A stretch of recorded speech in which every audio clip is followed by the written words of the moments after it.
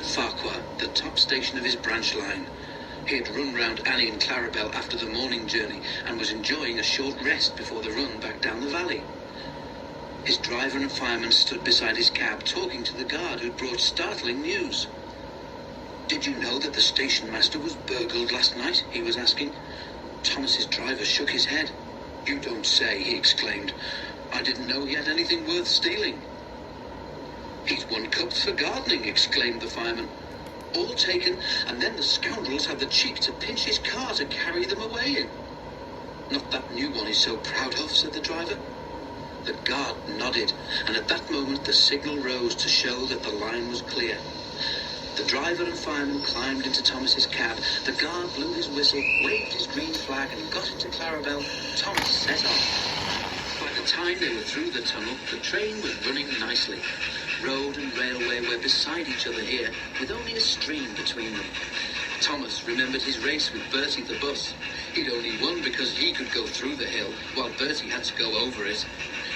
A flash of colour on the road ahead caught his eye. He tried to go faster to look more closely. "Steady, Thomas," said his driver. "There's plenty of time." "Can't we get closer to that car?" panted Thomas. "It looks like station masters to me." "Lots of cars look like that," laughed the driver, but he opened the regulator and they began to draw level. There were two men in the car. They waved when they saw Thomas and tried to go faster. "That's the car all right, Thomas," said the fireman, "and those two must be the thieves. But we can't stop them, and they'll be gone long before the next station." "We need pencil, paper, and something to put a note in," said the driver. "We'll throw a message out at the next signal box." Quickly, he wrote the note, and they put it in the fireman's empty lunch tin. Then, drawing ahead of the car, Thomas whistled to attract the signalman's attention. They slowed so that the fireman could throw the box up to him, and as they went past, both driver and fireman shouted, "Police!" at the top of their voices.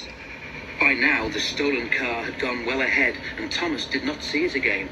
But the signalman telephoned police headquarters at once, and the thieves were stopped at a roadblock about 10 miles further on. That afternoon, the Fat Controller travelled in Annie to Farquhar. When he got there, he and the station master climbed onto a porter's trolley.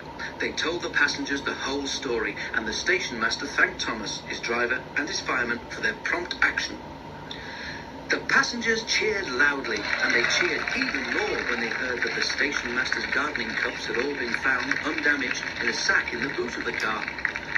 "A long time ago," said the Fat Controller, holding up his hand for silence, "Thomas showed how valuable he is to the smooth running of my railway. I am sure you will all agree that today he has once again proved himself to be a really useful engine."